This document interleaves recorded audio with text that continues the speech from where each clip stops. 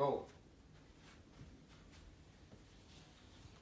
Out of the 15 people I surveyed about caffeine in my audience analysis, 12 of those individuals drink some form of caffeine in their lifetime.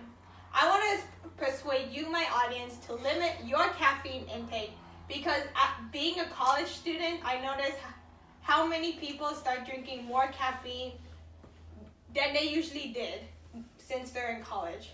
The amounts of caffeine one consumes should be limited because I will explain the problems surrounding caffeine and 2 solutions to solve the caffeine intake problem, which is cutting back gradually and making healthy swaps. I will first explain the problems surrounding caffeine. There is a large amount of people that drink an excess amount of caffeine consumption daily.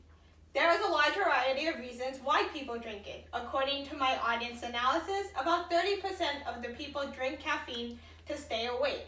They also drink it. The other reasons why they drink it is because of taste, energy, likeness, and someone else also said migraines. People also drink more than what is recommended to them. More than 50% of Americans consume more than 300 milligrams of caffeine every day. And what I saw is that it's also considered America's drug, even though it's not technically a drug.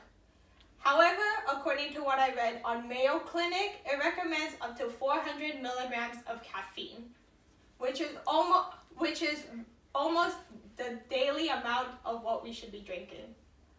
Another problem is that kids younger are getting addicted to caffeine. Many kids are becoming dependent on it at a younger age. According to Journal of Pediatrics, about 73% of children drink caffeine on a particular day. Most of the caffeine they're drinking is soda, which is very accessible to them. Also, these kids are not getting the nutrients that they need. For example, according to Benton, these kids are not getting the calcium they need from the soda, and the calcium that they get from the milk will help them get strong bones and teeth. There are also some negative effects for having too much caffeine consumption. It worsens the symptoms of depression. It found that middle school students had a higher risk of depression, which is what I found on the Korean Journal of Family Medicine. Also, insomnia. People who drink caffeine 3 to 6 hours before they go to sleep reduce the amount of sleep they get by 1 hour. And that's from Medical News Today. Now I'm going to get into two different solutions on how you could reduce your caffeine intake. One is to cut back gradually. You could slowly reduce the amount of caffeine you drink. Reducing the amount of cups or cans by 1 each day allows you to get used to the amount. If you ever heard of the phrase cold turkey, it means stopping something completely instead of gradually. According to Very Well Mind, cold turkey causes you to have severe and unpleasant withdrawals. If you cut back gradually, you will not have these withdrawals, by having these withdrawals, sometimes you would want to go back to the caffeine to reduce the symptoms that you are having, such as headache and fatigue and stuff like that. You could also try mixing your caffeine differently. Instead of making your coffee regularly, you can make it with either decaf or adding more water. According to U.S. News, the stronger the brewing, the more caffeinated it is. So it recommends to brew your coffee weaker, especially if you brew it. Another way, it also suggests to cut back enough where you're comfortable with it. Cut back enough where you don't have sleepless nights or you wake up with shaky hands. By reducing the amount,